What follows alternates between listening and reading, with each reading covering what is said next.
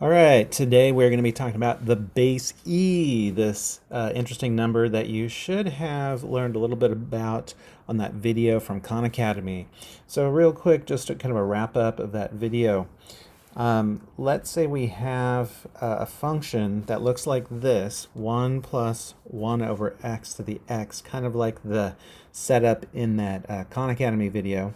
And if we just put larger and larger values of x in, what do we get to? So what I'd like you to do is just pause the video and go ahead and do that, and then we'll come back and we can check our answers.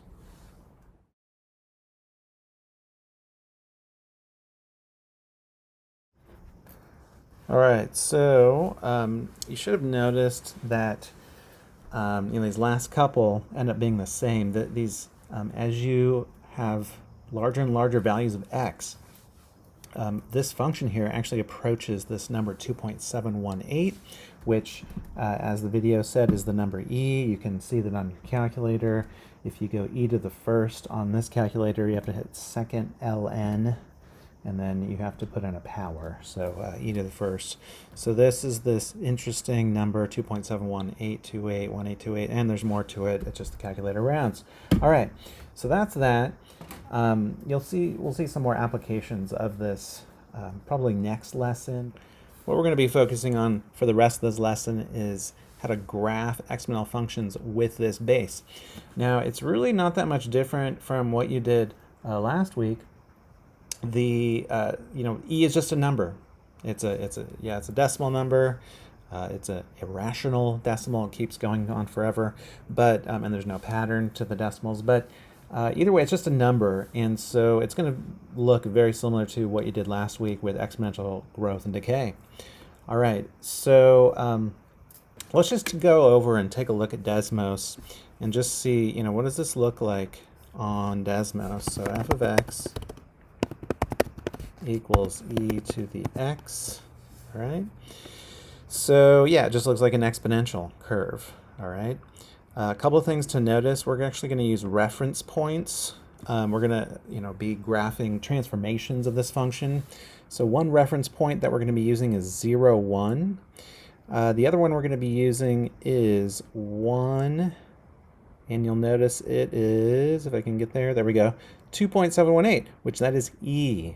So those two reference points we're going to use to create our graphs of transformations, all right, or to create our transformed graphs. So let me go back here, and so yeah, those are our reference points, and we can think of any exponential with base e. We can think of it in this form, similar to when you saw exponential growth and decay. All right, so we got a, h, and k here. So let's take a look at an example here. Let's say we have g of x equals e to the x minus 3 plus 2. Well, I don't really have an a value I have to worry about here. It's just 1. So I'm not going to write that down. And then h we have is 3, and then k is 2, right? Remember, we have the opposite here because of the minus in the formula. All right, so what does h do to the x values? Well, one way to think about it, it causes a right shift, okay, a shift in the positive x direction. So the x values here are going to shift by 3 units, or increase by 3 units. So 0 is going to become 3. And then for k here, for the y value here of the reference point, that's going to be affected by k, and it's going to increase it by 2. So 1 plus 2 gives us 3. So on the transformed graph, we're going to have a point at 3, 3. Likewise, for the other reference point, the x value is going to increase by 3. So this will be 4. And the y value will increase by 2. So we'll write that down as e plus 2, which, that would be approximately 4.718, right? Because e is approximately 2.718, like we said earlier. All right. Okay, so we have that. Let's just double check this works. Let's go over to Desmos and verify this. So let me go ahead and put in g of x here, like so. and I should have 3, 3 on it. Yep, it looks like it. Yep, 3, 3. And I also should have 4 and then about 4.718, which is 2 plus E. Yes, right there. Okay, so that works. All right, let's do an example over on HRW here. So let's take a look at number 3. We're given this function. We have to identify the reference points and use them to draw the graph.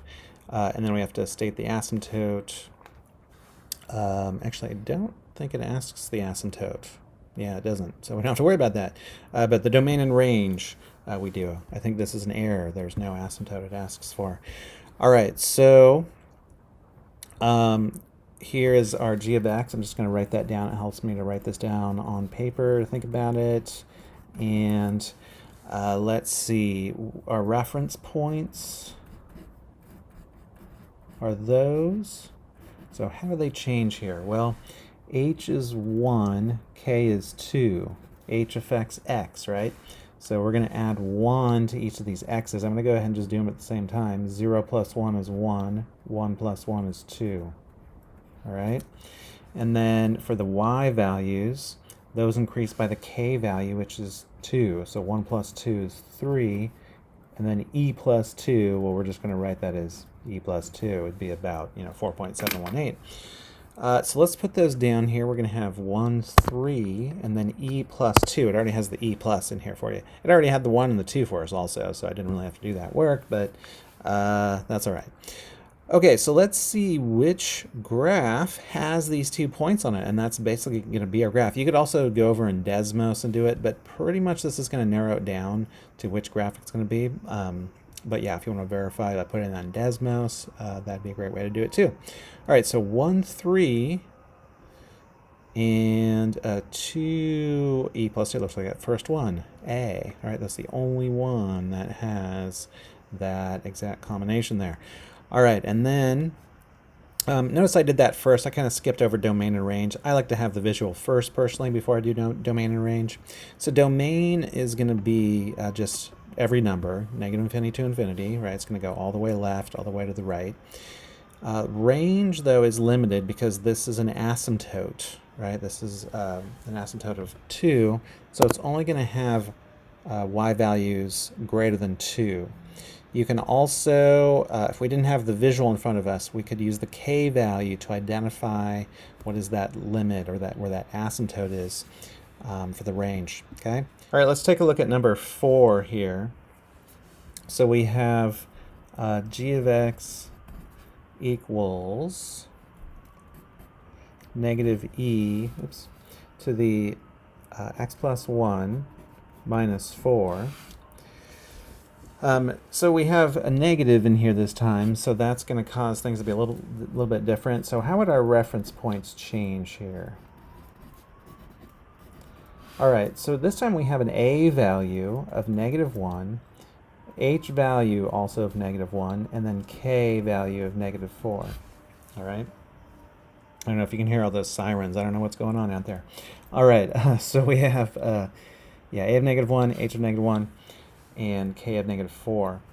So let's first modify our x value. Now, first of all, what does a modify here? Like, what does that change?